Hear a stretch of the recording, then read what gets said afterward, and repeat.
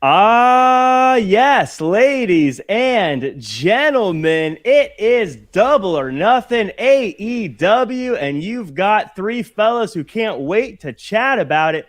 I'm Jack. I'm here with Raj and Chuck. And guys, I don't know if you are here to nitpick or if you're here to praise, but personally, I'm about to gush all over the place.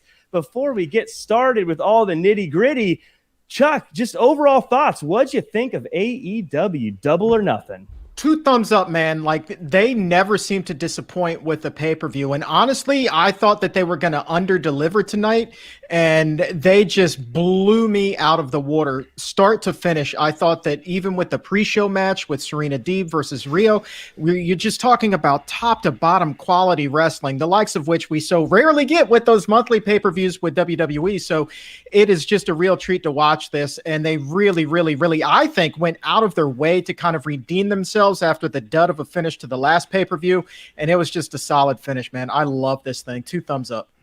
Yeah, AEW has a way of always, regardless of what I feel ready for with a pay-per-view, it feels like they do always just pull out all the stops. Raj, were you a fan of the show? Were you in the middle? Did you hate it? Where were you at? I loved it. I thought it was great. I think between having the fans back, the fans, that was just huge. I don't know how I'm going to go back to the Thunderdome after watching this. I saw your tweets. Yeah, I know. Someone's got to take it over. I can't do it. Yeah. This was amazing. Just seeing fans back and the energy. And I thought the pay-per-view was great. I thought 5 hours was a little long. You know, you include the pre-show. Granted, the first half hour of the pre-show was video packages, whatever. But by the time the Stadium Stampede started, I was starting to get, I was like, all right, come on, let's finish this up. But I thought it was great up and down. There was nothing that disappointed. I love Brit Baker, Hikaru Shida. I thought that match was awesome. I thought, the Stadium Stampede, they finished strong. It was just a positive up and down. I can't. It's not really any negatives. It was a strong show, and it just felt like summer's coming, and this just put it into that mode that we're getting back to normal, and this is where we're at. I agree with you. It's going to be very tough to go into a Thunderdome and go into any type of show without fans now, because this was so amazing. And shout out to the folks in Jacksonville. They stayed hyped throughout this show, this long show, and it felt like throughout they still were giving it their all the whole time. I agree. 5 hours is a little bit long, but at the same time, I was watching thinking, I feel like AEW is kind of flexing a little bit. Like, yeah, we got a crowd here. They're excited. We're just going to do the thing and do it big. I don't know. Maybe I'm reading too far into it, but I felt like they were kind of rubbing some people's faces in it, that they had a big crowd that was excited to be there. Oh, they absolutely did. But that crowd, they were amazing. I'm with Raj. Like, I kept waiting for them to drop off and for there to be kind of like this burnout moment kind of in the middle of the pay-per-view. But they were hot the whole night. It was so cool. And maybe it was just because, like, for so many of them there, this was their first big show back. I don't want to call it post-pandemic, but we're certainly trending in that direction right now. And maybe that was just the energy and the electricity. But you have that on top of the quality of the action in the ring, man. Again, you've just got such a great show they delivered tonight. Yeah. And this is Nick Hausman. He is at the show tonight. He is covering the press conferences. We're going to have all the news from the press conferences and everything coming up. But yeah. It's the first time in a year. It's been a long year. It has been so long. The Outcast Kid says, an amazing show to watch. Hi. Now this show. Yes. Fun fact, we're twice as funny if you watch this show. Hi. Twice, yeah, at least. At least.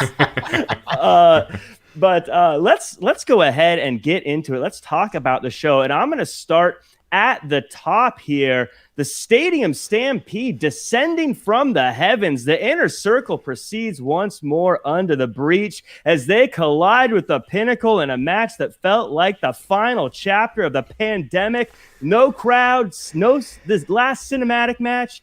While the crowd seemed to slow down for the backstage portions, it felt like they came alive as the wrestlers made their way to the ring, particularly Sammy Guevara rallying the people behind him, surviving chair shots, and the Inner Circle's prodigal son hits the 630 to secure the win, get the feel-good ending for the show, and secure the future of the Inner Circle. Raj, we'll start with you.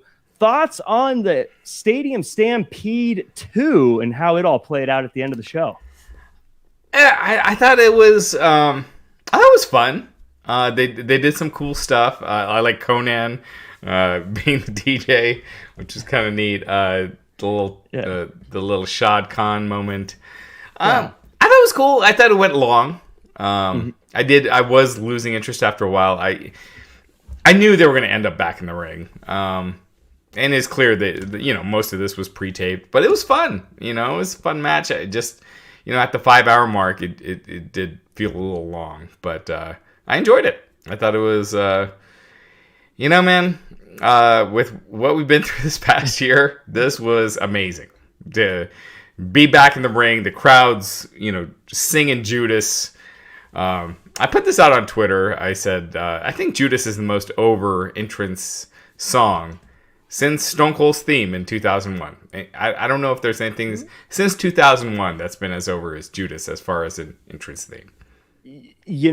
That'd be a hard argument to it'd be hard to argue against that, because the crowd, I think if they let him keep going, would sing that song forever. Yeah. I mean, what else? Seriously, what else? Nakamura, maybe? Yeah. No, not even close. Not to Judas. And Nakamura's got a hell of a theme, but no. Fandango for like a month? Oh, my God. It was. Actually, it was over as hell for like a month. It absolutely was. I felt a little long in the beginning, especially the backstage stuff. I don't know. I felt like while I was watching the backstage stuff, this should have been placed somewhere else on the show. But then when it all ended, it felt like, yes, this was the right place for it. Chuck, what were your thoughts on the Stadium Stampede 2? I thought that it was really well done, and I had my concerns going into this match, like how are they possibly going to live up to what they did last year? And they actually did. The matches were very different, but I thought that if you're just going to give them like a star rating, like they're right on par with each other. And I thought that AEW did the only thing that AEW possibly could do here to grab mainstream headlines and get Urban Meyer in there. And I think that that's going to give them more mainstream attention than when Shaq was there or when Mike Tyson was in the ring. I honestly believe, because it's the NFL and everybody knows the Khan Jaguars connection, you're going to have yourself ESPN covering this, CBS Sports, all of your morning news, all of the newspapers, all of the blogs, et cetera, et cetera. This is going to be huge for AEW. And that WWE was watching this one and they're like, oh, crap, they one-upped us. Okay, so I'm a very casual NFL fan. Like, I know Tom Brady. Who's Urban Meyer? I don't really know who. The Jaguars head coach, super successful college coach, he retired, went into television, had never done the NFL until now, finally signs with the Jaguars, and then he brings in his college savior quarterback, Tim Tebow. I kept waiting for Tebow to show up as well in the Stadium Stampede, so maybe they'll save him for the next pay-per-view. I don't know if he makes the team. But it's trust me when I say that Urban Meyer is a huge deal in the football world, and you will see this splashed all over the place. That is a cool name. Urban Meyer sounds like a wrestling name. It absolutely does. And I would say if you don't know who Urban Meyer is, it's going to be very similar for the people who didn't know who Bad Bunny was, where you may not know. You say I'm out of touch. I feel like knowing who Bad Bunny is probably more in touch than knowing who Urban Meyer is. But I'm saying he has a lot of fans out there, and a lot of people know who he is, and he's not just some guy. To Chuck's point, I think that's going to be a big deal for them to have. Wow. Joey in the chat, by the way, says 5 hours is long, but it didn't feel like it. It's like a Marvel movie. It flew by. Best AEW pay-per-view since Revolution before the pandemic. And I was a big fan of Revolution myself. So high praise indeed there. Yeah. But let's I didn't see this one. Jody says opening riff of CM Punk, referring to most over. Ooh. What was that? I the Cult of Personality. The Cult of Personality. That's a strong one. Oh, did they play that? Yeah. I completely missed that. No, we're going back to the themes, Raj. We're going back to the themes. Can anything stand up to Judas? Oh, I gotcha. Yeah, oh. I was like, you didn't know he came out to. I was like, did they play Cult of Personality earlier in the night? I was like, that would have been odd. Yeah. All right. Okay. I would say the difference between that, if I could jump in, is I think that was more CM Punk was over, and that was his music as opposed to the music itself. But maybe I'm wrong. And again, I'm going from 2001, and gosh, when that music hits and people just go nuts and they're singing the song, I'm sure there are people out there that I'm forgetting, but it's up there. Yeah, it's definitely got to be up there. Speaking of up there, we had an AEW World Championship match. But before we get into that, I do want to really quickly say thank you to everyone who's joining us in the live chat and watching along and listening along, whether you're on YouTube or you're listening to the podcast later on. We appreciate you. If you could do us a big favor, hit the like button, leave a comment, subscribe, share with your friends, all that good stuff. It's always appreciated. But let's talk about the championship, the AEW World Championship. Kenny Omega, Pac, and Orange Cassidy. Kenny walks in literally draped in gold and carrying the burden of being a multiple champion into a match with multiple opponents that each added their own seasoning to the main event, Stu. Much like Infinity War took multiple characters and multiple movies with multiple storylines and somehow made them all work together without sacrificing what made each of them unique, the same could be said about Kenny Omega's forbidden door traversing champion of champions style to Pac's intensity and ruthless desire to win at all times and at all costs, and Orange Cassidy's whatever. After lots of shenanigans, Kenny Omega retains. Chuck, we have a big retention after a lot of out of the ring stuff happens. How did you feel that this match held up after such a big show previously? Man, I ordinarily am not a fan of so many false finishes, but in this case, it really, really, really worked. And going back to your point about Kenny bringing all of the gold to the ring, I was so glad that he put each one of those belts to work in this match. It really hammered it home. And Raj, were you thinking just for a split second, holy crap, are they really going to put the belt on Orange Cassidy? I swear I thought that for a half of a second, man. I thought they did a good job. I figured Omega was winning. I didn't think that he was dropping the title. Just because I know how much Tony Khan cares about championships and keeping it on. But, they did do a lot of great false finishes. I thought there were too many false finishes on the show. Every match had them, which after a while, it's just like 1, 2, shock face. At some point, it gets old. Have a couple matches where that doesn't happen. But I thought this match was great. I did think, I hate triple threats. I hate that you can knock out the referee, beat the shit out of the referee, and you can still win the match.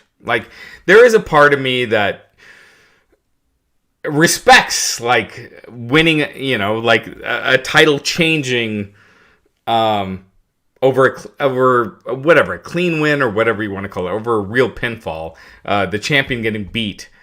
And I think triple threats just find a way to get out of that. I've never been a fan. I hated ECW for introducing triple threats. They're the ones that did it. Fuck Paul Heyman for doing that. But anyway, but yeah, I've always found the storytelling best with one-on-one. But AEW, they did it, and Omega still won, so they didn't cheapen the process, in my opinion. So I thought it was good. My to your point, my only gripe is if you're going to go that far to cheat to retain, why don't you just have all your chums come out in the very beginning, wipe everyone out, and get the win? And just use a knife and just start stabbing people. There's no rules. I want to make fun of that, but Wardlow did try to stab Jake Hager later on. So. There was attempted murder. While the ref just watched. Yeah, it's like, oh, wait a second. No one said, maybe this is too far, by the way. By the way, in the chat, Tim says Rich Eisen already retweeted the clip of Urban. So there it is. There's the start of it. So I wish I was in the room when they were explaining to Urban Meyer what he was going to be a part of tonight.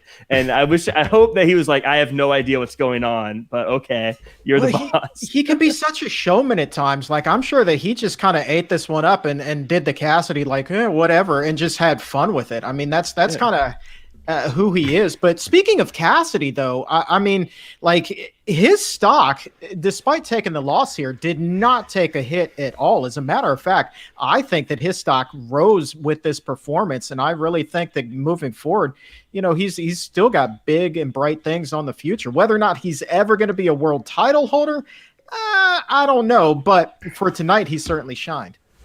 Yeah, that was something that I had in my notes too. The fans really wanted Orange Cassidy to win this thing. I mean, they were really behind him winning this thing.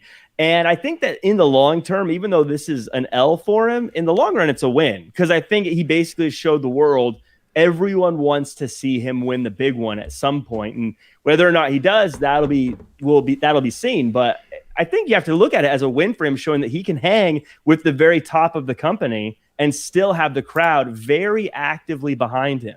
Yeah, I mean, this was a weird one because there was no story going into it, right? Like, they hadn't been building it before this match was announced. It was just kind of thrown together.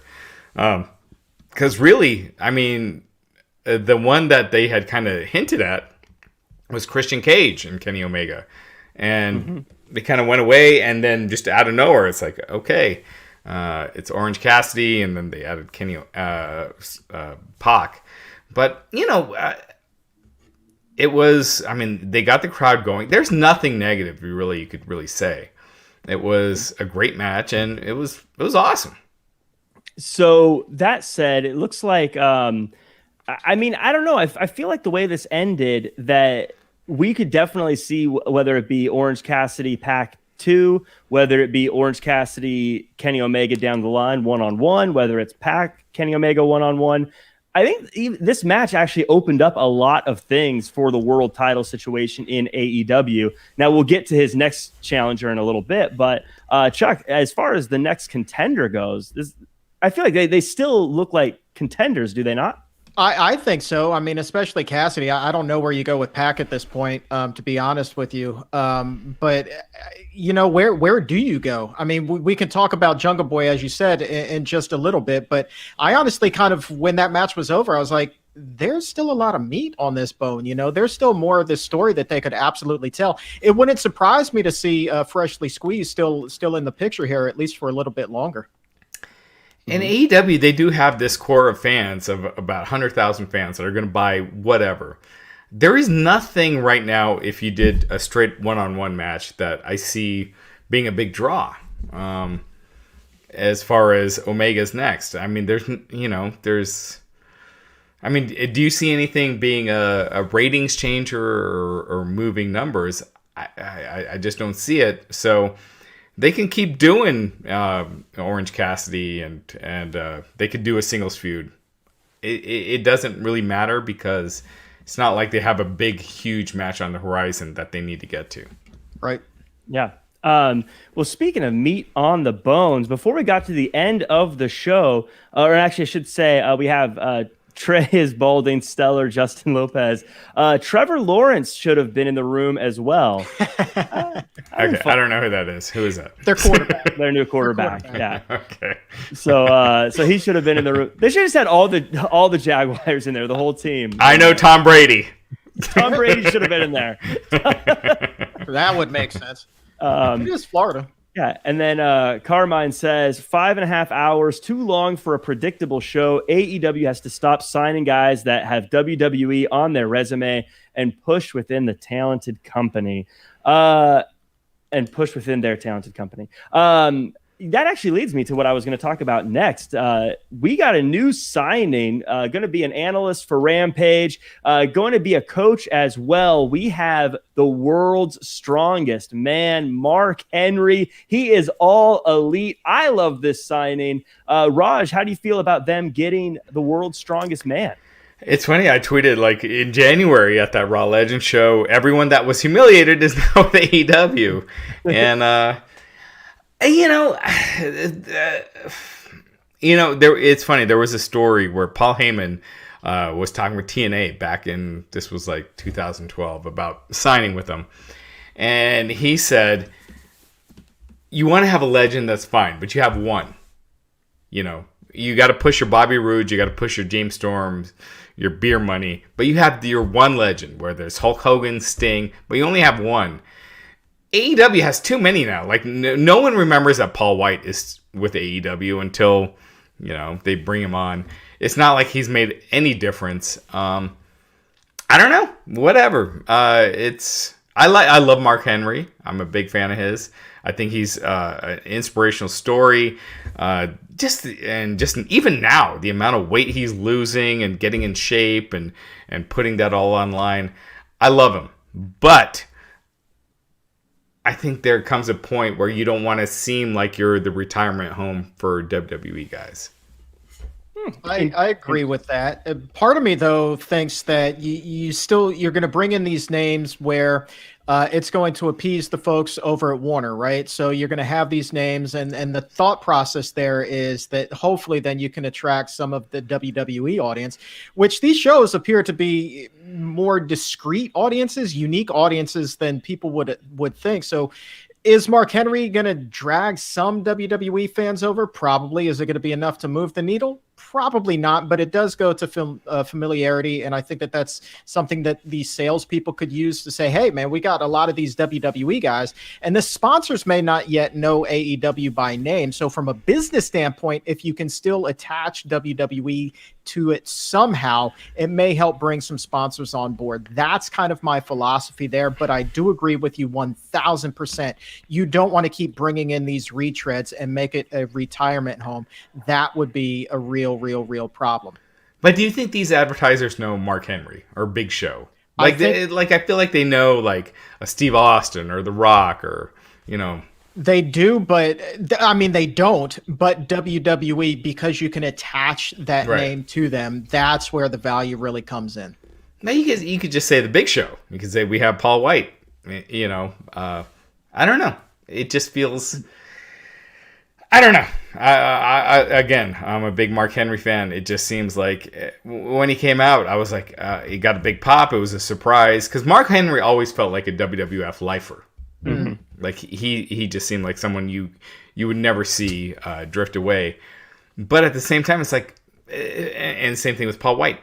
It hasn't made any effect. So why bring them in when you can focus on your own talent? I guess I don't know. I think for me, especially because they're coming in as analysts primarily and coaches, I think it just lends credibility to what AEW is. If you don't know who AEW is, if you're a wrestling fan who's maybe a casual fan and you're just flipping through, you might say to yourself, this is the quote unquote smaller company, the less known company. But then when you see these guys who were former champions at different places, even if it's just on commentary, it's sort of like an endorsement of the company that they are somebody in something, I think, to the casual fan. That's just my thought on it. And to that point, Mark Henry actually does have a great eye for talent. He has brought in a lot of people, recruited a lot of people in that, that he saw something in, and we're seeing the difference. Jade Cargill is one of them. Right. And it's something I want to say real quick about the former WWE guys. Something that gets on my nerves is when people say all AEW does is sign former WWE guys. I think that's where all the stars have been for 20 years. Where else are they supposed to find the biggest names? That's where they've been. So of course they're all old WWE guys, but I digress. That's a separate thing. Let's read some super chats. Peter Bahi says, currently loving Omega. Not sure why. I LOL when Omega hit the ref. When he couldn't get to Pac, great pay-per-view, fans returning, pandemic over. Let's go. I love it. And then we also have oh, sorry, I'm not keeping up. We have we got a little bit behind here.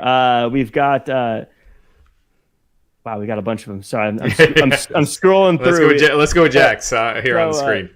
I'll shoot him on the screen. Having guys like Henry, White, or older talent can benefit the hell out of the product with experience backstage from Jax. Chris, by the way, also had said before that, I think Hangman versus Omega will be big. Danny California says Adnan Virk will be in AEW by God years. help us all. No. And then Blacksaw Johnny Hex says, guess what? WWE is coming back in July 24th to Pittsburgh. It sucks. It's not a TV taping. Yeah, I mean that's they're coming to Denver the night after SummerSlam, and it's not a TV taping; it's a house show. Which I actually haven't been to a house show in about 20 years. So Yeah, I'm debating. Like I'm jonesing to get out, but I don't know if I want to go to a house show. yeah, it's interesting. It felt like with them being so profitable, not doing house shows, that they would maybe lay off of them. But I guess. Well, they're coming back, so you got to figure that they're going to do some of these just because there's going to be that pent up interest there. People haven't been out of the house; they're going to be wanting to go, whether it's a house show or a TV taping or not. I think that the Super Show that they're billing it as is going to be fun. I'd say go to this one, skip the next. Yeah, that's kind of what I'm thinking. I'm gonna. I gotta go. I need to get out. I just started an Instagram. Everyone. Instagram.com/Raj Giri WINC. I have gained so much weight over this past 6 months, and I'm gonna chart it. This is gonna get me motivated. I'm at 178 pounds. I'm gonna get to 166 by July 10th. I believe in you. I got you. Just hit me up anytime, man. I'm gonna work out like a beast starting Tuesday. The best day to start is the next day. Bid Moon says Mark Henry is a great addition to the 13-man booth as well. And then Peter says was hoping to see Mark Brunell tonight in the chat. And then I think that's deep football reference right there. I appreciate that guy. And then I think we are caught up on all the super chats. So, but we had talked a little bit about WWE, and I want to take a quick diversion to some new stuff and talk about SummerSlam, if that's okay with you guys. They had announced that it looks like it's going to be August 21st in Vegas, and there's also news that maybe Cardi B is going to be hosting. I'm not the journalist here, though. I get all my news from Wrestling Inc. Raj, tell us about the news of SummerSlam. I mean, so clearly something's going on, like where they haven't officially announced the location. Originally, it was supposed to be Saturday night in Vegas. That's what the stadium wanted. Now, with the Pacquiao fight, the same night in Vegas, all of a sudden now they're not announcing it. So I don't know, man. I think they're going to move it. I don't think it's going to be in Vegas.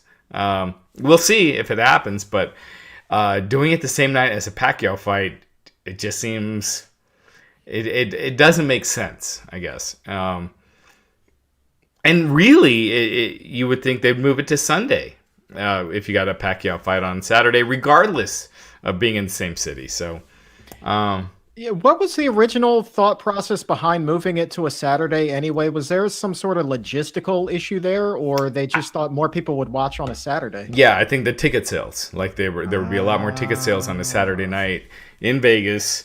A tourist attraction, you get people in Saturday night. It's the thing to do. Again, before Pacquiao. And where is SmackDown the night before? Is that Phoenix?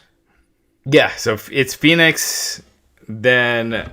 But, obviously, they could move. Those shows aren't as important, so they could move them around as needed.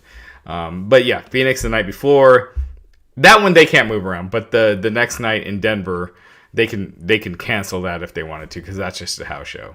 Well, I'm just wondering if they could put that over in the Cardinal Stadium out there in Phoenix. So you have SmackDown in the arena and then SummerSlam in the football stadium the following night. Right. I mean, they did. I don't know if there's a preseason game that weekend there or not, but that to me would make a lot of sense, and you're not competing for audience. And they did the Royal Rumble in Phoenix just like 2 years ago, right, at that baseball stadium. So they could always do that. Yep. And it's not as hard to sell out because it's like 40,000 tickets as opposed to 70. Right. Yeah, so it'd be interesting to see what happens there. Let's get back into some more thing here. Sorry. Oh yeah, sorry. Trey is balding. Stellar Justin Lopez. listen, if SummerSlam is in Vegas, I'm there. If the show's bad, at least we can go down to the Strip and to a casino and get drunk and forget about it. There have been that's many a forgetful night in Vegas that I've had. That's how I handled the Seahawks losing to the Patriots in the Super Bowl a few years back. Blacksaw Johnny Hex says, any idea on the new sets? And I hope they change the Raw theme. It sucks. I mean, here's the gist of it. I mean, it's going to look ultimately it's going to look the same. Right. It's small differences. You get used to it within a week. It doesn't make a difference with ratings and things like that. The problem with WWE, in my opinion, is I look at AEW tonight, watching that show, and it just felt organic and just seeing the fans. And when you have too many LEDs, it takes away from that. It takes away from that organic feel, in my opinion. You don't see an NFL game where there's like the posts are just lighting up and the sidelines are lining up. It's fine to have the lights and everything, but there has to be a limit, and WWE overdoes it. It looks like a video game. And I think they need to tone it down. It just takes away. You can't do an intense angle when there's freaking LEDs flying all over the place. Yeah, I always say I think WWE is almost too well produced. It's too much. Yeah, you need a little bit of that, it's not perfect. There needs to be a little bit of that shine rubbed off to make it feel. Yeah, it's a show about guys beating the shit out of each other, right? That's what wrestling ultimately is. Right. And when there's stuff flashing all over the place, it takes away. Right. It's too much. But McMahon has always had that vision that WWE is about making movies, right? So it's pure Hollywood. So there's not going to be a lot of room in his mind for that gritty kind of a feel to it. You know, I'm not saying take it all the way back to ECW, but I think, like you said, like AEW does a really, really good job of it's really well produced, but at the same time, it has that organic and with just a hint of grit to it that kind of makes it perfect. And it's not this slickly overproduced stuff, man. But you're talking about all these LEDs, guys, and all I can picture in my head if I close my eyes is the damn Thunderdome, which to me, after tonight, just seems so freaking dated. And Raj, I am so sorry you have to do those podcasts, man. I had tweeted, who wants to take my spot? I can't go back to the Thunderdome after watching tonight. Yeah, I'll see you tomorrow, Raj. Bright-eyed and bushy-tailed. I know. So let's get back to Double or Nothing. We have Ethan Page and Scorpio Sky taking on Sting and Darby Allin. Darby Allin coming out in the Stinger's face paint. Now, I've heard people complain about the age of wrestlers and say they need to retire or stay out of the ring, whether it's an Undertaker or a Goldberg or whoever. And I respond with this, and I'm going to say this about Sting and all those other legends. Let them go as long as they want to. If Sting wants to get in a ring until he's 103 years old, I say give Sting 103 years of wrestling. This was everything you'd want from something like this. Darby getting thrown around like a rag doll that you hate, and therefore you throw it around. Ethan Page and Scorpio Sky being underhanded, no good nicks, and Sting just being a majestic legend with a nitro-fueled hot tag and a flashback Stinger splash, Scorpion Deathlock, and a smooth as butter cut reversal to a Scorpion Death Drop. This is pro wrestling, folks. I love it. Woo! Bro, your script is on point, man. I'm absolutely loving this, man. Like, I'm ready for you to leave my, voicemail message. This is just fantastic. Keep going all day, man. Yeah, I got nothing to say after that. I thought this was fantastic. I can't imagine, I feel like I want to see now Scorpio Sky versus Sting. I want to see Ethan Page versus Darby Allin. I want to see all sorts of stuff. Raj, I'll start with you, I guess. How do you feel about Sting wrestling this late into his career? I tweeted this out. There's a dad in me. And granted, Sting is 16 years older than I am. But it's just like I worry about his health. He's got spinal stenosis. He's taking these bumps. I just hope he's always okay. I've lived too long to see too many people get seriously injured. But I thought this match was, they designed it perfectly. I thought it was great. Sting looked great. I can't complain. I thought Sting looked awesome. I just was watching this and I'm like, man, and I had even tweeted this out. How much money did WWE leave on the table by not doing Sting versus The Undertaker? So much money. So much money. That would, yeah. I mean, not even WrestleMania is going to do huge regardless. But if you did it at a July WWE, whatever you call it, Uncensored or Vengeance or whatever you call it, Great Balls of Fire, I think. Yeah, Great Balls of Fire. That's a difference maker, and it could have been huge, and Vince just never saw it, and it's unfortunate because you see Sting, he still matters. You saw with that crowd when he got in the ring, he was doing his spots. People love Sting, and watching the Warrior docs, and we'll get into the Warrior docs later.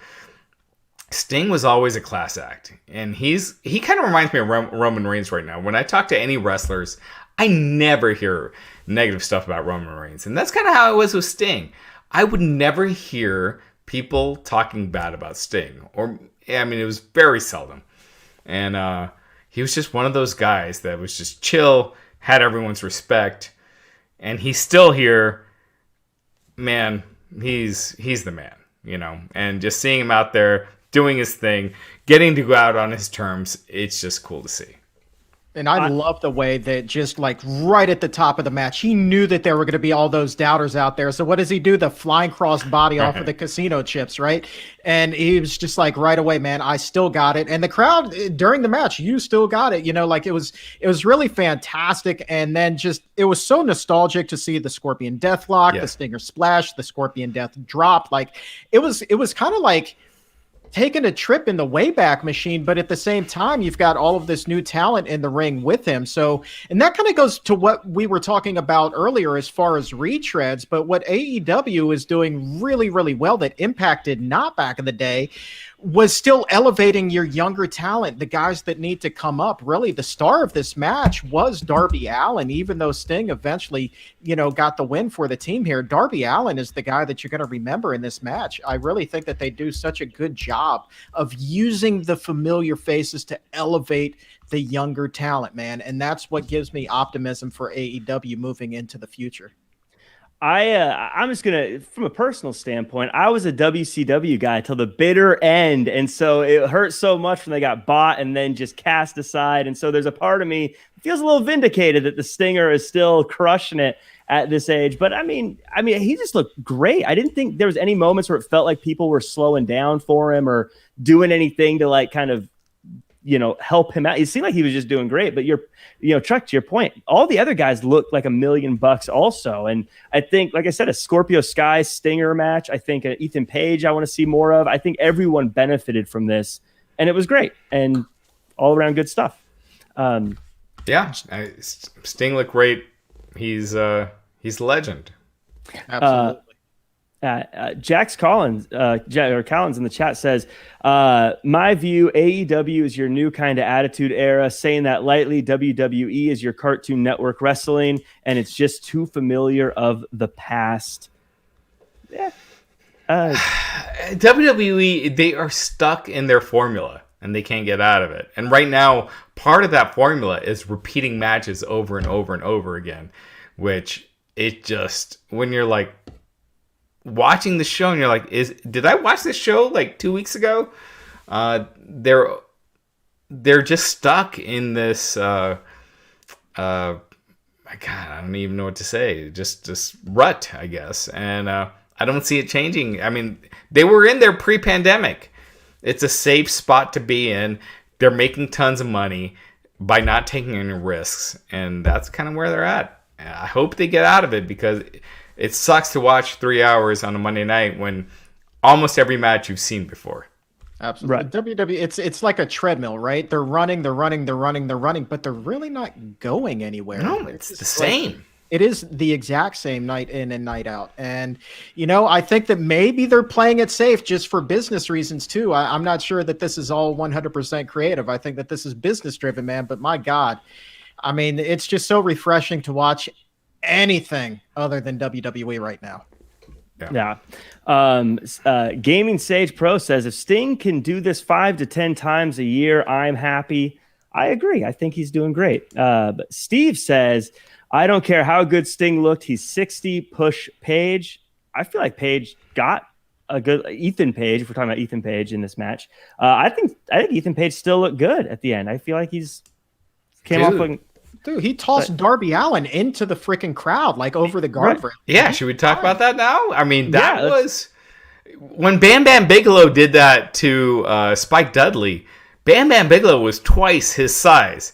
Ethan Page has maybe 50 pounds on Darby Allin, so it's like that's strong as hell. You know, like for me, that'd be like, I guess. I could do that, actually. One of the few I could throw people around. I can throw someone 120 pounds. Don't make me prove it, but I'll tell you, though, like I did get worried though for a second with Darby when he got tossed and his leg clipped that guardrail. Oh, yeah. And what I thought of immediately was a few years ago when TK O'Ryan, if you remember that name, in Ring of Honor, right? broke his leg on that pay-per-view. I was like, oh my God. But he's okay, man. Yeah. I think everyone came out looking better for this, and Sting getting the win, I think, just makes him valuable in the future. I think if he lost, then we'd be done with him. But if he won, now I'm ready for a rematch. Now I'm ready for something else. It's such an interesting thing. We'll get into Warrior again later, but the tale of two careers with him and Warrior. They started out together. Both became superstars. Both are legendary, but so different. Yeah. Ryan says, I stopped watching WWE because they are so stale. I've heard that before. It's tough, man. Raw is tough. Raw is a chore.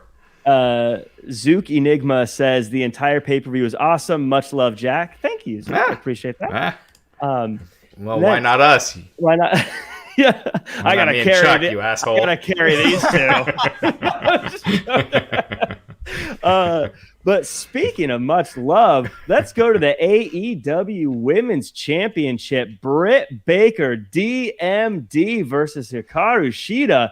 Dueling chants show just how beloved both these competitors are. Great back and forth throughout this one with amazing near falls, especially after the crutch shot from Rebel. Once the crutch shot happened, though, this match got really hot with near falls and big moves, and eventually the chosen one, Dr. Britt Baker, clamps down the lockjaw, and for the first time in a year, we can say, and new women's champion, Britt Baker.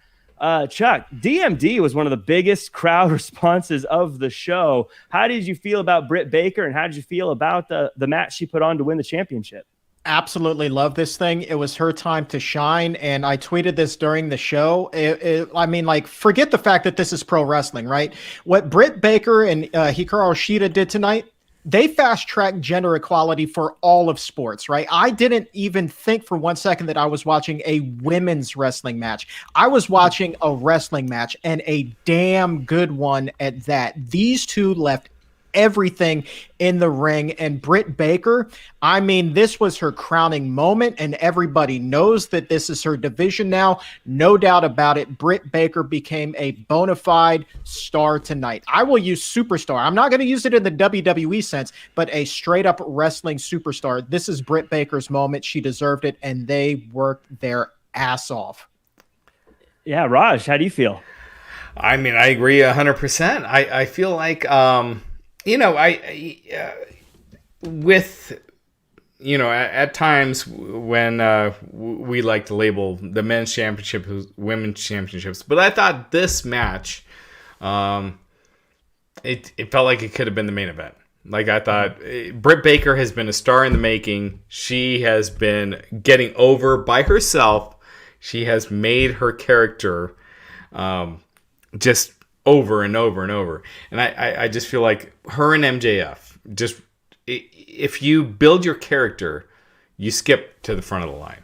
And she has been doing that. And not only that, but her wrestling has been amazing. I remember her first heel promo with Tony Schiavone last year. And I remember I was like, man, she just doesn't have it. She's a natural babyface. She can't do it. And then she just got better each and every week and just became, in my opinion, a superstar. And I think she's there. And this, I thought it should have been later in the show, but I thought she did an amazing job. There were some botches, whatever, but I thought this was my favorite match of the night. Yeah, I thought this was later in the show, and then I realized there were still a lot more matches to go. Yeah, when it happened, I was like, oh my God, this show is going to go on freaking ever. I kept thinking one of the matches was going to be really short to make up for time, but they didn't do that. They all delivered. This is where I want to say, I think sometimes as wrestling fans, we want to do as Dave Bautista and give me what I want. And we want something to happen right away, and we get so frustrated that we don't get what we want right away. But then when it happens, it's so good. And I think people have wanted Britt Baker to be the champion for so long, and they've been saying, why isn't she the champion? Why isn't she the champion? But the fact that we waited to get it until now made it feel so much better, I think, than if we had gotten it 9 months ago right when she started going off. You know what I like, too, is that Tony Schiavone, for whatever reason, decided to do the hug and stuff at the end, which is just kind of buries the whole storyline of her being a dick to him this whole time. But she didn't overdo it. She wasn't crying, and she just kind of did her own thing. So I did like that she didn't kind of fall into that. Mm-hmm. At some point, that's fine if you want to congratulate her on her big moment. But she's been a heel. Don't do it, in front of fans where her whole character has been this asshole heel. So did either of you catch what WWE put up on Instagram yesterday? Or, well, I guess it's yesterday for me at this point. On YouTube? Yeah, the Britt Baker match against Nia Jax when they just basically jobbed Britt out a while back. That was not by coincidence. No, that was some shade thrown, but I mean, joke's on them at this point, right? Yeah, 100%. You know what? I like it when the wrestling companies go at each other. I'm all for it. There was that time. I don't know if you guys. This is going way back, but Vader had assaulted this guy in Kuwait, this talk show host, and so WWE decided to give Vader this renewed push. And then WCW opened Nitro, and they just had these clips of just Hogan kicking the shit out of Vader. Like all these old clips of Hogan beating up Vader. And it's so petty. It's so dumb. But it was just so humorous. I love it. I think it's so fantastic. I like what Tony said in that video about working with New Japan. I love it when they poke fun at each other. Chris says, if Riddle was at home watching Darby get thrown, you think he said, bro, I just saw a flying wrestler. Wouldn't shock me. And then we also have Gaming Sage Pro says, the only real issue with AEW right now is the lack of baby faces in both the women's and tag division. Ooh, that's a good point. It's heel heavy. I feel like with the women's division, they have what they need. It feels like they don't get time very often. And so, not that she's a face, but like Abaddon, for instance, shows up, is beating people, gets a title shot, and then disappears. Then she's gone. Same with like Big Swole. Same with a number of other people that. What was the name of who won the women's breakout tournament a while back for shot at? Shida. See, I can't even remember because there was the tag team where Ivelisse and Diamante won. Yeah, they won and then disappeared. Well, I mean, they're on like Dark. No, they're not on Ivelisse got released. But no, they did one where it was like half like Japanese wrestlers and half American. Right. Yeah. I'm trying to remember who won that one. Because they got a shot and I think just disappeared as well. Shit, I should know this. The fact that we don't, the fact that we can't remember is someone in the chat. No one in the chat knows either. So it's weird how it's like, people show up and they like get going. Ryu Mizunami apparently. Yes, that's who it was. So that's I think kind of the big issue is that they have these people and they're great, but then they don't stay on TV for whatever reason. And I don't know the reasoning, but right. I think that's more of the issue than not necessarily having the people. I think they just don't get the TV time. Are you more optimistic, though, that the women may see a few more minutes on TV now that you've got Britt as the champion? I think we might. Because every time the women are in a big spot, they deliver. I mean, Thunder Rosa, Britt Baker crushed. It was great. But I was gonna say, Red Velvet was another one that had a big moment and just sort of disappeared. But Jade Cargill, she just comes across as a total superstar. I think they have this bad habit of putting the women in the death spot like WWE used to do on a pay-per-view, where it's before the main event. It's almost like a cool down spot. So hopefully that changes. I think Brit's got the charisma. She's got personality. Hikaru Shida was an amazing wrestler, an amazing talent. I don't know if she had the overall charisma to get people as invested as Britt Baker will. Yeah, Britt Baker will definitely sell that division and make it basically every time somebody has a match with her, I think she's going to make it must-see TV. So that's always good. I am Error says P&P are now faces. They will beat the Bucks or Dio. I'm guessing Proud and Powerful are now faces, so they will beat the Bucks or Dark Order. I don't know who Dio is off the top of my head. Dark Order needs to. I think they had a chance to strike in a weird way, but I think now it just feels way underneath. And I don't think it's doing Hangman Page any favors. I'll just put it that way. Yeah, I wonder if they're kind of stuck where they can't just like break them up now because it'll feel weird. Right. But you can't have them be heels, but yeah, they're kind of in a weird spot right now. But Peter asks Tony Khan, Nick Khan, or Shaka Khan. I go Shaka Khan. In that one, let's go ahead and keep on chatting about AEW Double or Nothing. We got a lot to get to.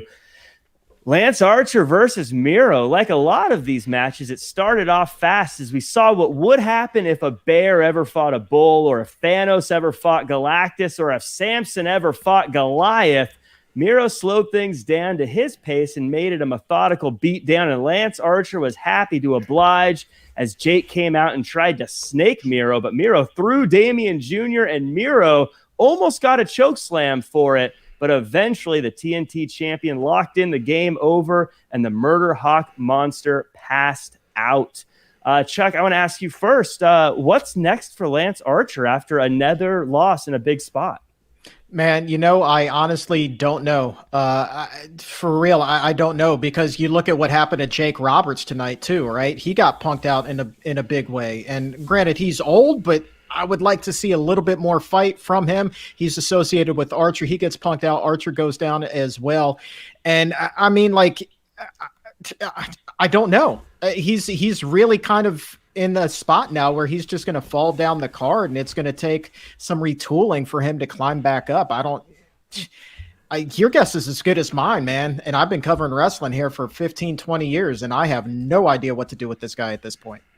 He's kind of becoming like the Kane of AEW in a lot of ways, where he's big and scary, but then whenever he's in that shot, he doesn't quite win it. He's not quite interesting. Do you think it's because he's not winning these big matches, though? No, I never feel like when I hear his threat. promos, it's just like, like it's not like something that gets me invested. And I think he's a great guy, and he has the look, the size, but something's missing, and it doesn't get you sucked in. It doesn't get you hooked in, and he's missing that. He's missing that it quality, and Do you think that that's why they put Jake Roberts with him in the first place? I do. And it just never came out. And I think Jake Roberts has lost a lot. Like, he's not the same promo he used to be.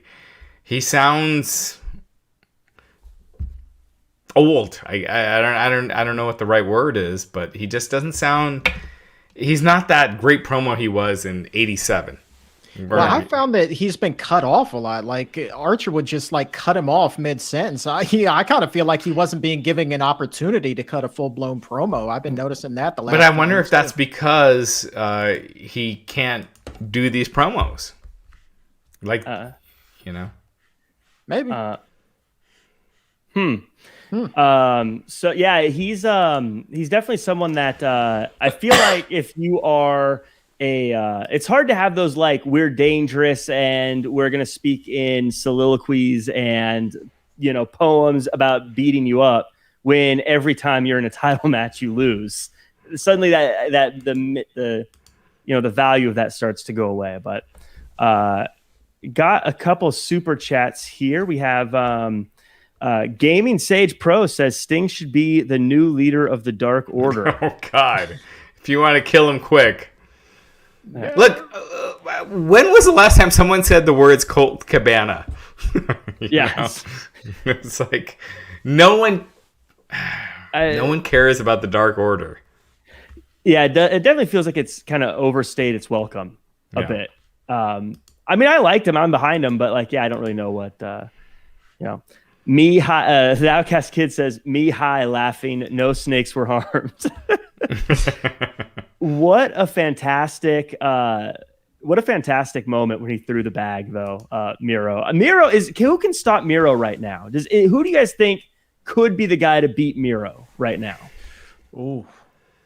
So I think they have done the best job of going from a disappointment to a badass as we've seen. Like in 3 months, they completely turned it around. Because Miro, 3 months ago, it was just like, you have just completely blown this character. You got this giant ripped badass, and he's got blonde frosted hair, and you're having him loving video games, and it just seemed like they just completely blew him. And then they turned it around. All props to him. Yeah. It's one of those things where, again, kind of going back to Britt Baker, we wanted this Miro from the beginning, but I feel like the weight makes him seem even more impressive to me personally. Chuck, how do you feel, or who do you think can beat Miro? The funny thing is until tonight, I would have said that Jungle Boy would have been a great possibility here to get him one of those underneath titles just to elevate him a little bit. But it seems like they're going to fast track Jungle Boy here. So I think that really it's kind of wide open. I think that there are quite a few possibilities for where they might want to go here. I'm even wondering if they might want to take somebody from the inner circle and have him go after the title. Like you saw Sammy Guevara. I mean, he had himself a big night tonight, right? Is it time for him to get a little bit of gold? Bring that into the inner circle. I think that that's actually a distinct possibility. So if I'm going to put any name to it right now, it's going to be Sammy. That's actually a great pick, because Sammy getting the win tonight has to mean something big is coming for him. They can't just have him disappear into the crowd after a main event win at the pay-per-view like this. It's not an accident for sure. Yeah. Speaking of, let's move on to Cody Rhodes versus Anthony Ogogo. This was the most interesting match on the card in many ways due to the way it was built and has gone down. The American Dream entering with a robe that looked like it was taken from Homelander's closet. And I like this new tights as well. Anthony Ogogo, I don't know if you noticed this, but the Olympic logo on his tights is actually Ogogo repurposed to look like the Olympic gold, the Olympic logo, which I thought was pretty cool. The Governor made a match out of it and looked great in the process. But in the end, all of his tea was dumped into the ocean by Cody Rhodes, who got the win. I know a lot of people were upset about this. I think a lot of people were hoping Anthony Ogogo would get the win. But to me, I think this was the right way for them to go. I think Cody Rhodes is a face of the company kind of guy. I think it'd be weird if some guy who just learned how to wrestle beat him. But Chuck, let me get your opinion. What do you think about this match and Cody Rhodes getting the win? Well, I don't think that there was any way in hell that Cody was going to lose this match on Memorial Day weekend. Like, that's just not going to happen. But kudos to you for making a Tea Party reference just now. That was fantastic. That's a solid history lesson there, my friend. Well Thank done. You. I'm glad someone got it. Yeah, man. But here's the thing. So Ogogo takes the loss here, but there's no question that this guy still has a very bright future. I thought that they really did a masterful job, even though he did the job here. Again, elevating him in that loss, right? He had a really strong showing, but there's just no way that tonight was going to be his night on Memorial Day weekend. But clearly he has something, and AEW sees this in him. So this is a guy, keep your eye on him. I think within another, 6 months or so, he could be a guy that's in the picture for one of those underneath titles, the TNT title, something to that effect. So I think that this is good. I'm wondering what's next for Cody at this point. I don't know where you go with him, but I really like this match. I like what Ogogo brought to the table as well. Yeah, I thought that it was actually, I was really impressed by how good Ogogo was wrestling and some of the moves he had, the Olympic slam, the frog splash, and everything else.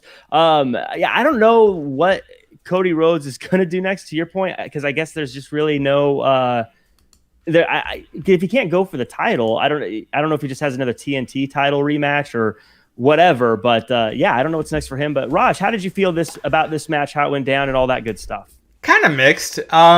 I do think Cody beats everyone. There is a Triple H-ish kind of sentiment where it's true. I mean, when you look at it, I mean, all these guys that were coming up, Lance Archer, and now with Ogogo, he just beats them before they've gotten a chance to get their steam. I don't know, man. I didn't like it.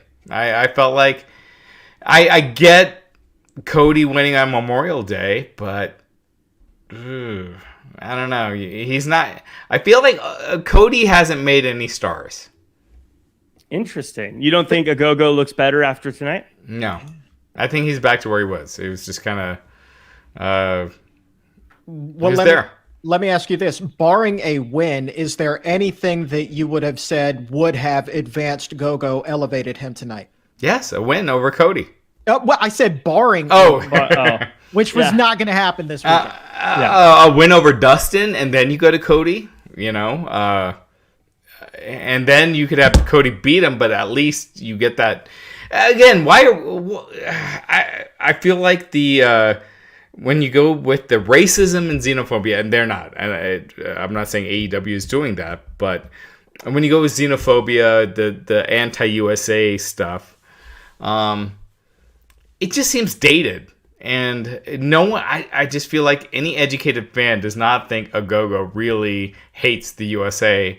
And the ones that do are the ones you probably don't want to appeal to. Because, that's a scary bunch. They're the ones that are rioting the Capitol. So, right. I don't know. Yeah, I just feel like with politics and stuff, there is a fine line you want to cross. And I don't know. I just feel like they shouldn't cross it, in my opinion.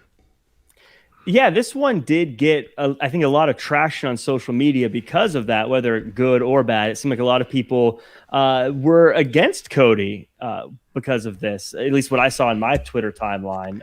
We did an interview with Ogogo, and he was talking about the healthcare system in the UK, and it was like all positive. It was like all likes. Like no one had a dislike on that.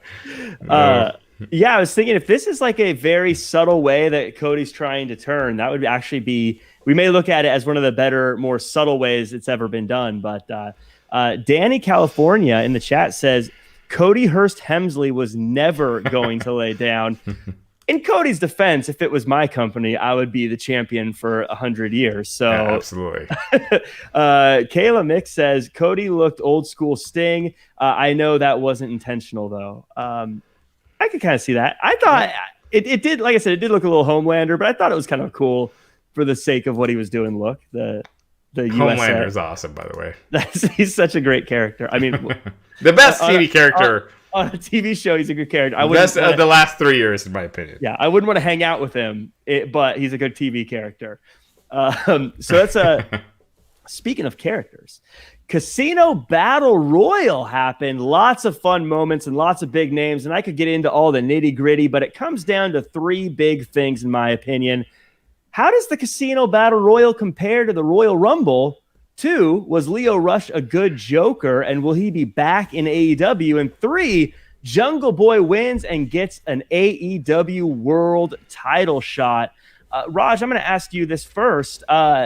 The Casino Battle Royal, I feel like the rules are kind of confusing. I wish they would just say we're going to copy the Royal Rumble and make it easy on us. How do you feel about just the way this whole thing is set up? I agree. Like, if you don't know cards, it's like, all of a sudden you're like, what the fuck is going on? Yeah, I agree. It is confusing. But I do got to think Lio Rush is not. I didn't think it was necessarily a bad choice, but the way he was eliminated made him seem like a scrum. So then it felt like a bad choice after he was eliminated. So Yeah, I mean, well, not like it made it feel like a bad choice, but it was a womp womp moment. Yeah, I think they sometimes build up that Joker spot a bit too much, because then the imagination gets going. You're like, is it Brock Lesnar? Is it CM Punk? Daniel Bryan? Is The Rock showing up tonight? To be fair, they did not really build it up. Like, it wasn't like they're, going all over, being like, oh, who's going to, like, there's a huge star that's going to be the entrant, as the Joker. So to be fair, they didn't hype it up too much, but I thought it was a fart in church. Yeah. I don't know if they bring Lio Rush back. In all honesty, I think that had he been in there a little bit longer, I would be more inclined to say yeah. But I think tonight was just kind of like that. Oh, that's nice. There's Lio Rush. I think probably a lot of people watching hadn't seen him since he was in WWE. So, hey, surprise, Lio Rush is still in the ring. I want to talk a little bit, though, about Jungle Boy, if you guys will entertain me here for a second. In my notes, literally just about 2 minutes before the end of the match, I wrote, Jungle Boy not quite ready to be true title contender, but this was a big step in the right direction. And then the crowd gets really behind him, and they start, doing his theme. Then my next note was, oh my God, if he didn't win, there would have been a Daniel Bryan Royal Rumble type situation here. And so it's a good thing that he did. I honestly thought, and I'm sure that you guys did too, that Christian was going to win here and go on and challenge for the title. But here you have Jungle Boy going right to the main event to go against Kenny Omega. I still think that this is too much too fast, but given the way that the crowd reacted tonight, I kind of think, well, maybe it's not as fast as, or maybe it's not too fast for this, but I don't know. Then Raj, you were just talking about don't always give the crowd what they want so soon, because then it doesn't make it so great when it actually happens. So I'm kind of torn on this one, to be honest with you. Yeah. Well, I mean, there is the thing where there are things that please the crowd and there are things that draw money and that move numbers. Jungle Boy is one of those things where he has a cult following, but I don't see him challenging for a world title and that moving numbers right now. That could change down the road, but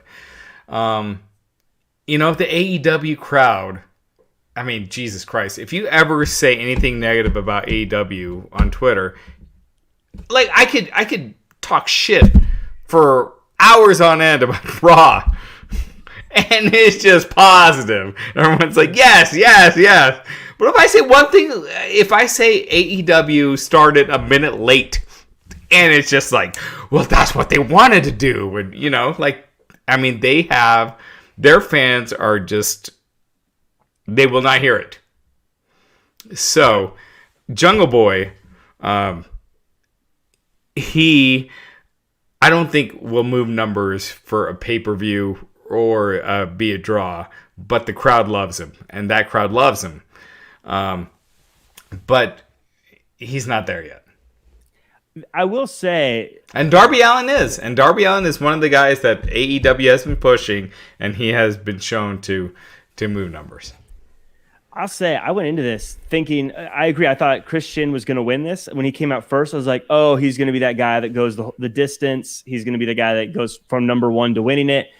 But at the end, Chuck, to your point, when I got to the last 2 minutes, I found myself just really behind Jungle Boy for some reason. And then when he did that like Jungle Vine kind of swing around the turnbuckle, I was all in on Jungle Boy. And then when he won, I like audibly was like, yeah, like I by myself, like, yeah, I was cheering for him. I was so excited. Raj, I agree with you. I don't know if right now, if it was Kenny Omega versus Jungle Boy at Double or a Revolution or Full Gear or whatever, or All Out.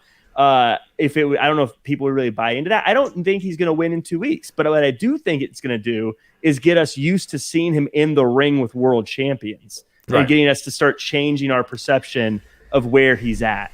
He's got everything. He's got the charisma. He's got the look. He doesn't, if it was WWE, he doesn't have the size. But for AEW, we'll see. I mean, it does look a little ridiculous if he's beating a Miro, but or Brian Cage. But he has it all. Like, he's got the package. So. And look, AEW really tried to elevate him as well, giving, Christian going back in the ring after the match, raising his hand, giving him the hug, saying like, hey, this is the next big star. So they really did try to help him out in that regard. I just, for the life of me, as much as I like this guy, he's super nice every time I've talked to him, but I just don't yet see him being a believable contender for that title. Maybe 6 months, maybe a year from now, we could be having a different conversation, but even though the crowd's behind him, even though I think that he's fantastic, I still don't see any chance in hell that he would take the title away from Omega right now. And that is my point, is sometimes what the fans like and what they cheer for is not the same as what draws. And I don't see Jungle Boy drawing right now.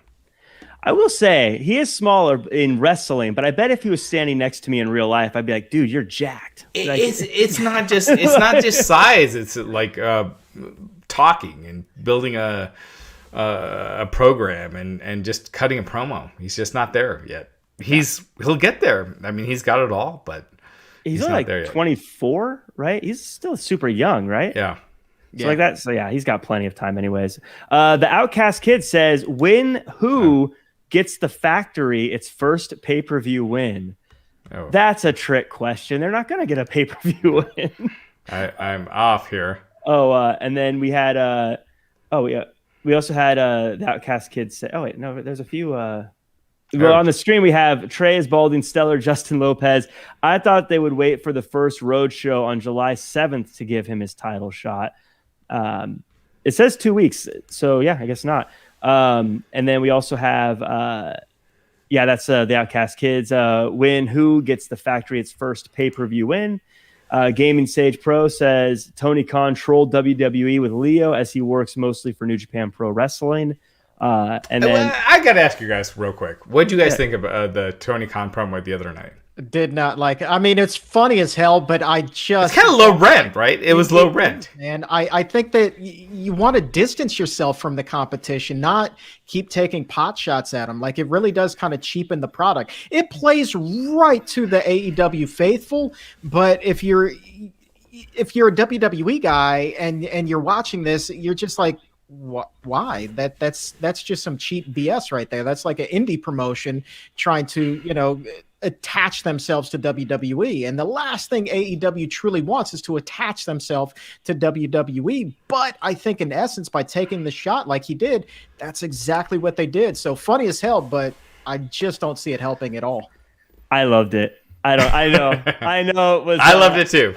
I know it was. I get everything you're saying, Chuck, and I kind of agree. But there's this part. I love when people just like to twist the knife a little bit, or poke the bear a little bit. I think it's fun. I like it. I thought it was low rent, but at the same time, I enjoyed it. I was entertained because I loved when Eric Bischoff would do that. It did seem like you're poking the bear, you're poking the number one, and then when WWE came back with the Billionaire Ted skits, it was like, oh shit! Like all of a sudden, like this is a real war. Like, I don't know. Yeah, I can't wait to see the AEW tank roll up to Titan Towers or whatever. Oh my God. The DX, the AEW version of DX rolling in there. They have all like the screens. They have all these screens coming up in the Thunderdome. Just send the Inner Circle up to Stamford. That could be the next big thing, right? Right. Or Tony Khan challenges Vince McMahon to a fight on pay-per-view. My God. Even to this day, Vince would kick the shit out of Tony Khan, I would think. To be fair, right? I think Vince could probably beat up a lot of people. I don't know, man. Vince actually hasn't looked good for a while. Who knows? I don't know. I feel like he still would take the suit off and have like the super chiseled, surprisingly buff body. Tony Khan on those promos when he's doing them, it's just like, ugh. I don't know. We have a good relationship with AEW, but man, he's just not. He's himself, man. He's himself. He's just having fun. That's what it boils down to. So, but he's not a natural. Because here's my thing. I'm gonna get some crap on this on the chat and from the AEW faithful, but Kenny Omega, the Young Bucks, they're not natural heels in the sense that you believe that's how they really are, like an MJF or Britt Baker. I feel like she kind of presents that if you watch her, you believe that's how she really is. The Young Bucks and Kenny Omega are so over the top that it just comes off like The Miz to me. Yeah. Where it's just not believable. It's just like, he's a great wrestler. They're great wrestlers, but I don't believe it. I don't believe this character. And wrestling is about characters. Yeah, I think they're fun. I enjoy them. But Right. yeah, I get what you're saying. And then real quick, Outcast Kid says Leo Rush came out and I popped huge. He's amazing. I am a fan of him as well. And I think as far as the super chats go, we also had I think that was all. Was that it? Yeah. Tony Khan trolled AEW. Leo Rush popped huge. And okay, cool. So, but we had talked about the Young Bucks here. Let's talk about this AEW Tag Team Championship. John Moxley and Eddie Kingston. Low rent, remember Billionaire Ted? That's high rent if you think about it. Eddie Kingston and the Young Bucks. When they came out to Wild Thing, I damn near got emotional hearing the crowd sing along as John Moxley and Eddie Kingston just rode that wave of humanity to the ring where they faced the Young Bucks in a tag team classic. That was a perfect example of Clash of Styles as the hard-hitting bruisers slugged it out with the hot shot high flyers. I thought this match was over about 9 times before it actually was with the big moments. But eventually, after not 1, not 2, not 3, but 4 BTE triggers, we have our winners, and still the Young Bucks. Chuck, we'll have you take this one. First title match of the night. Lots of near falls, lots of stuff going on. How'd you feel? I really liked it. And if you think about it, it did kind of set the plate for the rest of the night with all of those near falls, all of those false finishes. But man, you want to talk about a great match to kick things off. This was it. And I mean, it was weird to me to see. I had 2 thoughts, right? One was, well, it's weird to see the Young Bucks get booed so heavily, but 2, it goes to show how good they actually are. If they can get the AEW to boo the AEW faithful to boo the crap out of them, you know that they're really doing something like just spot on.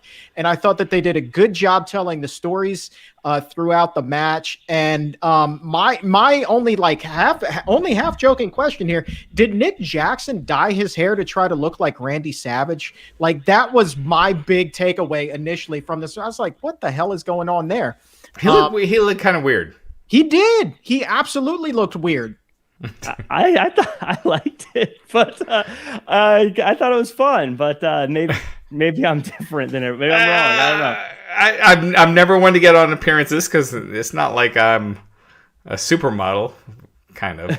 Yes. But well, on the weekends. Yeah, on the weekends. But he I don't know, man. He looked like maybe he looked kind of like, I don't know. He looked like his brother, I guess, maybe. But I don't know. He was doing the Macho Man stuff. Exactly. Yeah, he definitely was. He was doing the point to the air and all that kind of stuff. So I don't know if he was trying to look like him, whatever. Because his hair looked darker. Was that just me? Or was that... Because he had the dark beard, and then his hair, to me, it didn't look blonde like it usually had like is. a reddish tint to it. Yeah. He definitely did something to his hair. I don't know exactly what it was, but it was different. But I don't know. I thought it was fun.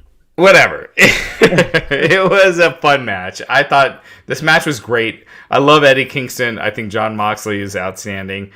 I mean, it was everything you expected this match to be. Eddie Kingston is another level of character and charisma. This guy, man, if he... Get it out, Raj. You'll feel better. Right. In a wrestling, if he had the physique, Vince McMahon would just completely sign this guy, But he doesn't have that aspect of it. And otherwise, he'd be a superstar already because he has everything else. Mm-hmm. To your point about the Young Bucks and Kenny Omega, like Eddie Kingston, on the other hand, I believe 100% everything he says, everything he does, everything he's about. I'm all in with Eddie Kingston whenever he does anything. He's so good on the microphone. I feel like he could read a phone book, and I'd be like, those phone numbers are in trouble when they meet Eddie Kingston. And of course, him and John Moxley together, like, they're both believable. They get their point across, but they seem like they're two bros having fun at the same time. So it's this cool dynamic they have together. You could tell they're not thrown together. You could tell like they have history, you know. But do you think that they stay together now? Like they went for the titles, they didn't win them. So where do they go from here as a tag team? That's the big $1 million question. I don't know if if you're not going for the titles, what are you doing at this point? I guess maybe they could have a rivalry with like the Good Brothers, but that was the other thing is this was the match, and maybe I'm mistaken, but this was the match where Carl Anderson ran down and Frankie Kazarian chased him off, right? Yep. So that's a whole thing that happened, and I don't know how that's going to work into it, because otherwise I would think that it would be maybe the Good Brothers versus Moxley and Kingston, but I don't know how Kaz fits into all that. That's a zero difference maker as far as interest goes. Like, no one cares about that match. You know what I mean? This Impact thing, I still don't get what AEW gains from it. I think it's dragged on far too long. I think that, you're going to get that initial pop for a couple of weeks. Ooh, we're crossover. But then, like, it's just died. Like, they've been there every freaking week since then. It's just like, it's not special anymore. And what has AEW gained? Nothing. Unless they're making a ton of cash which I don't think Impact can afford. I don't think that's happening. So No. I've always said I feel like this is just them showing other companies like New Japan that they can work with other people and that they can do these kind of things. And I don't know if that's I don't know if that is the case. I don't know if it would even be working, but I think that was always their long play, was to show New Japan, like, look, we can work with other people, we can have matches on our shows, we can do these things. Yeah. But Yuji Nagata made zero difference on that show when he was on. The week that they had Kenta on, nothing. I mean, that was the lowest rated quarter on the show. It doesn't help. It just doesn't help them ratings wise. And that's exactly why they're bringing in guys like Paul White and Mark Henry, familiar faces. So even though they're retreads, they're familiar, and you're not going to get those lowest quarters like this, right? So when you bring in somebody from New Japan, you bring in somebody from Impact, which is, pretty lowly rated, a lot of times they're just not going to move that needle. And that's, so what do you get out of that other than playing to your core audience who's going to watch you regardless? Not a whole hell of a lot. That's why I think it's time to move on. Yeah, I agree. And then Danny California says Bucks made us proud and Bucks made us in Rancho Cucamonga proud. Shout out Rancho Cucamonga. I guess.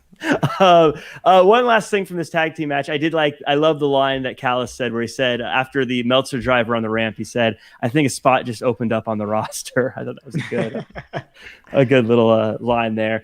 Let's go to our main show opener, Brian Cage versus Hangman Adam Page. The Machine entering the arena decked out like the Cyborg, and the Hangman wearing a dazzling new pair of buttless chap tights. And our first official match of the show kicks off with Cowboy S chants, while the cattle wrangler tried to hog tie a bison in a hard-hitting affair, with them stealing each other's moves and swinging for the fences throughout the whole thing. But it all came to a head when Team Taz tried to get involved, and Cage stayed true to his word, shooing them away. But that's what ended up costing him the match, and Adam Page gets the win over Brian Cage. Not counting the pre-show, Chuck, this was our show opener. Felt like a good one to me. How about you? Oh, I thought that this was fantastic. It was physical. I was like cringing on some of those a lot of those suplexes. And every time I watch Brian Cage in the ring, I just kind of marvel at how muscular and how big this dude is, but at the same time, how agile he is. And he's still able to move. Like, he's not this big muscle bound guy that can barely turn. Like, he is the exception. He is not the rule. And I thought that this was a fantastic match. And they walked away just beat up as hell. Great way to kick off the show tonight. Really, really enjoyed this one. Yeah, how about you, Raj? It was awesome. It's funny because a year ago, I was going to Barbados for a wrestling event, and Brian Cage was on the show. He was on my flight. I went, sat with him, and I had been working out, so, I felt like I was kind of, Yeah. kind of buff. Yeah. Ticka. Yeah. And I sat next to him, and his arm was just like, it was like 3 times. And that sucked. Yeah. So I was like, all right. But anyway, yeah, we did that event in Barbados last year. Brian Cage, he was recovering from his injury. And I remember just saying, how is this guy not with WWE? That's Vince's wet dream. Mm-hmm. I mean, he's just gigantic. He can move. He can do everything. His promos aren't the best, but everything else is there. Man, and AEW, I thought it was the right move. Yeah, it's great stuff. And that crowd was so hot. It was awesome. Yeah, Brian Cage, I always think to myself, like, when I go to the gym, I have goals. I have things I need to work on, whether to get bigger, lose weight, whatever. I think Brian Cage is already there. Like, yeah. what's the thing he works on when he's there? Yeah. He's already got everything. I don't know. Like, is my pinky? His pinky's a little. Right? Does he like wiggle his ears for an hour to get like some muscle back there? I don't know. Like, maintenance plan, boys. He's on the maintenance plan. He's not trying to gain size. He's not trying to lose size. He's just trying to keep size. Jeez, it's just so impressive, that guy. Because yeah, he's one of the most physically impressive people I've seen in wrestling. Adam Page, though, I feel like my heart is with that guy. Like, I want to see him do well. I'm always interested in what he's doing, even when there's like. Basically, he was just saying, I want to have a match with Brian Cage again. And I'm like, okay, I'm in. I'm all in on the Hangman. I love that guy. And it's weird because when AEW first started and he was getting a title shot, I was like, I don't know who this guy is. What do I care if he gets a title shot? Now I'm like, he's one of my favorite wrestlers going today. Is it time to break him apart from the Dark Order? Yes. Yeah. No question. I felt like, the Dark Order, I mean, after Brody Lee passed, I felt like it was like, let's give them something.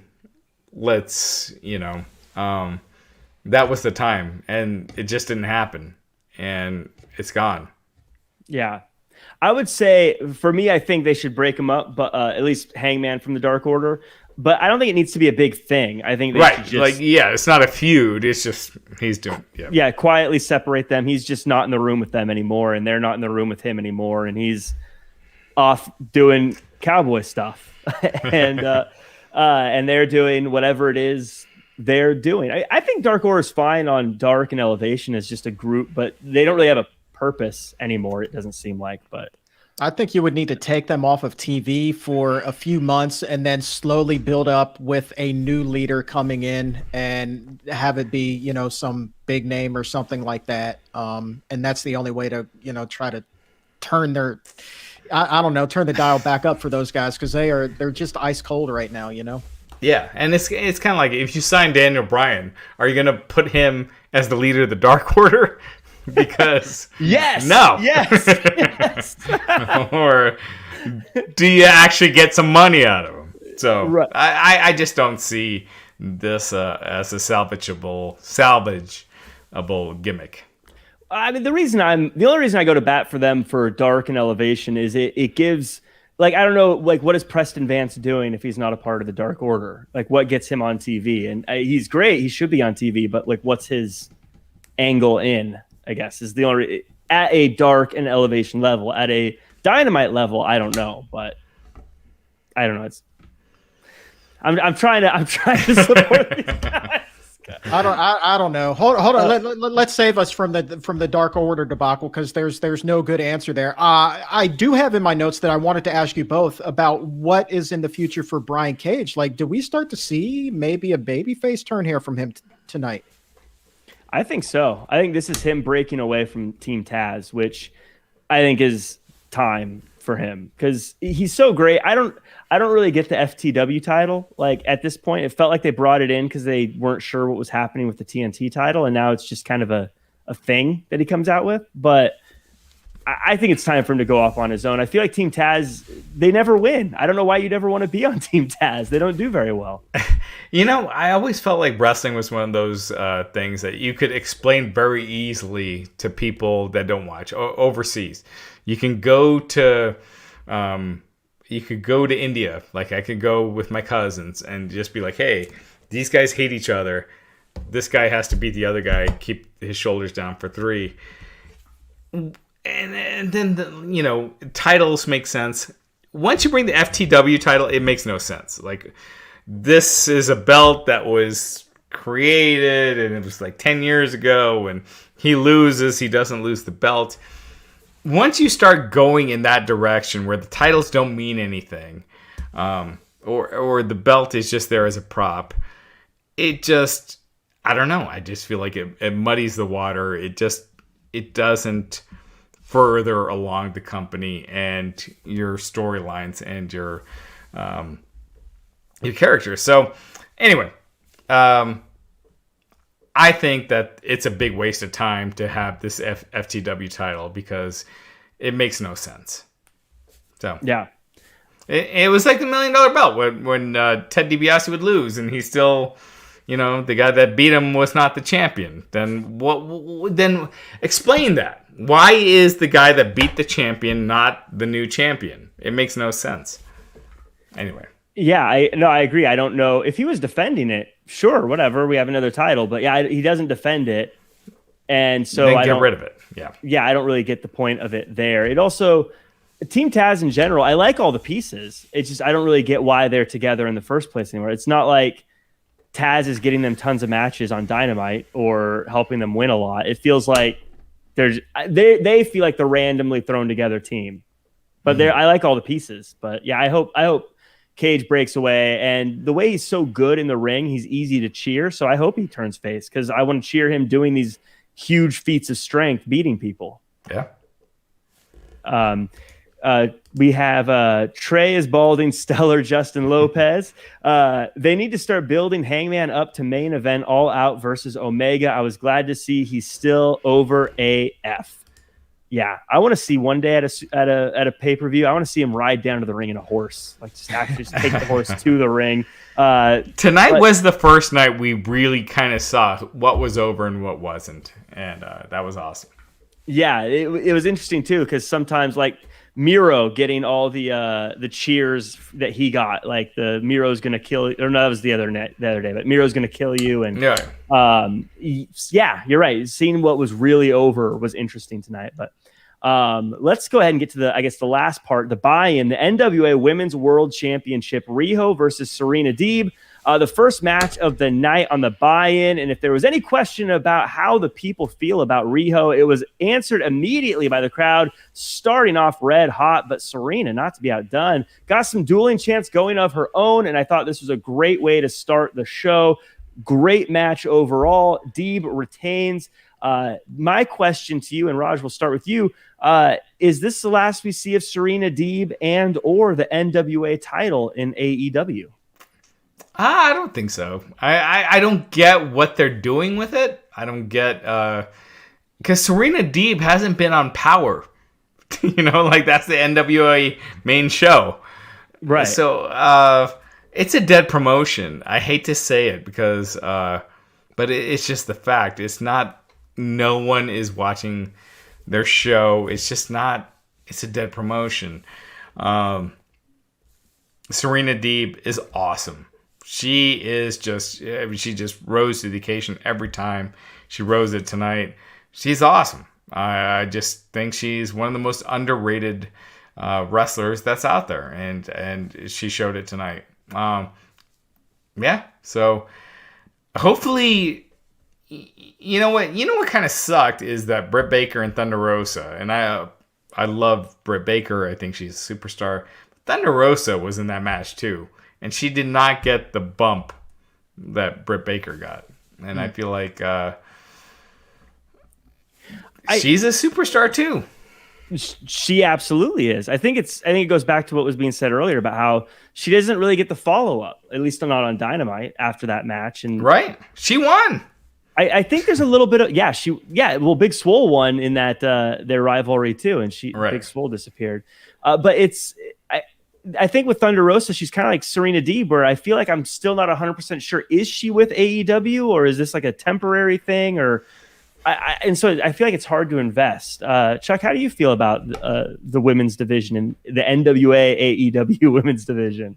It's weird. It kind of like you want to say it all blends together, but clearly it doesn't at the same time. You don't really know what's going on. I think that a lot of people view Thunder Rosa as being an AEW talent, even though she's under an NWA contract. She seems to me to fit very well in the roster. And isn't she also doing Spanish commentary for AEW when she's not wrestling in the ring? Wasn't she on the Spanish call Friday night?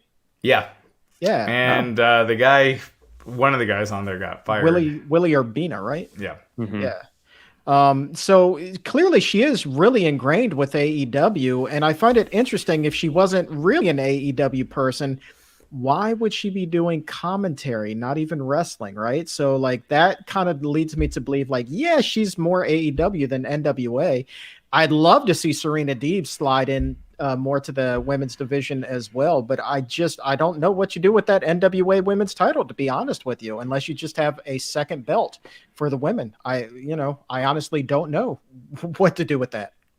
Yeah, I love Serena Deeb. I think she just feels like a champion whenever she's out there. She's got this kind of superhero Wonder Woman, kind of not without like a cape and all that, but just she feels like the hero of the story. She feels like someone who's supposed to be the person holding the title. She carries that vibe with her, in my opinion. So I'd love to see her on AEW more. I'd love to see her wrestle in general more, but I mean, it seems like she's not on NWA, so I'd like to see her on AEW. But again, I don't know how the contracts and stuff like that are all worked out. That's weird. But I thought Riho looked good as well.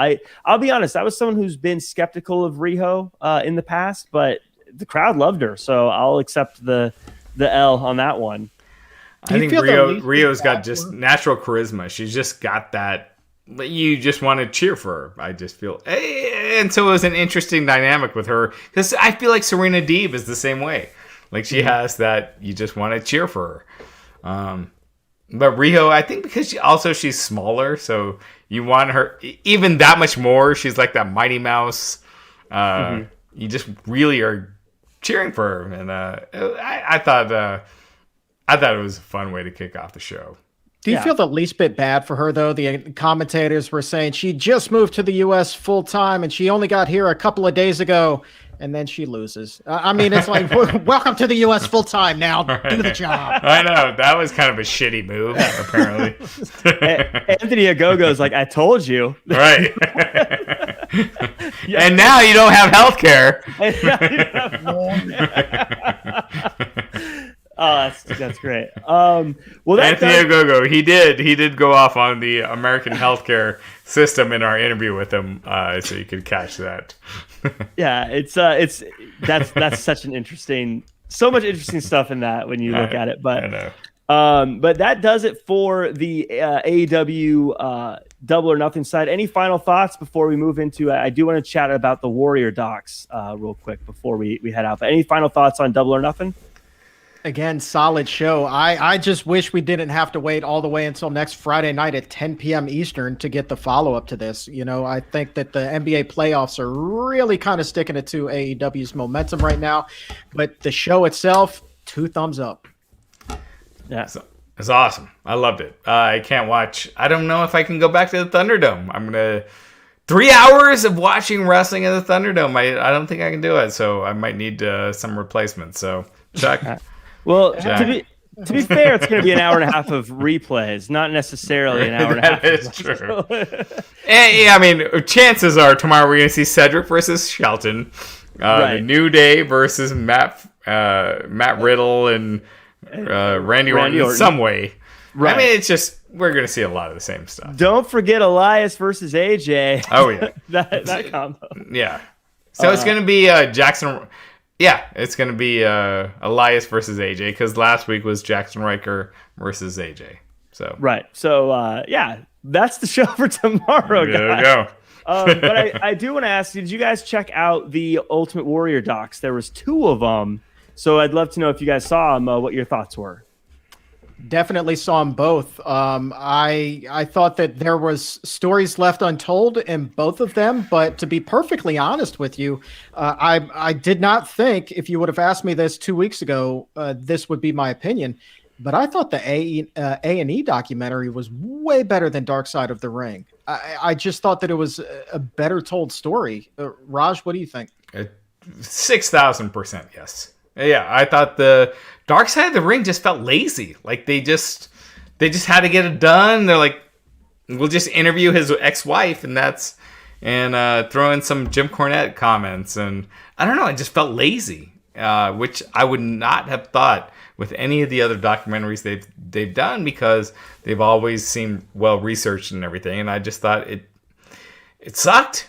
And you know what? I thought that neither of them touched on deeply on the stuff that he was saying post his wrestling career. Like they just kind of glossed over it.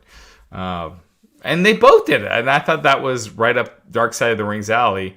And they just kind of, like no one brought up the comments he made about Martin Luther King or Hurricane Katrina or Bobby Heenan, thinking like Bobby Heenan deserved cancer. This is heavy stuff that no one touched on it. So I don't know. Do you think that was somewhat intentional though, so they could still have that happy? And I mean, I don't want to call it a happy ending, but at least a happier ending that kind of sends them out in as nice of a light as possible.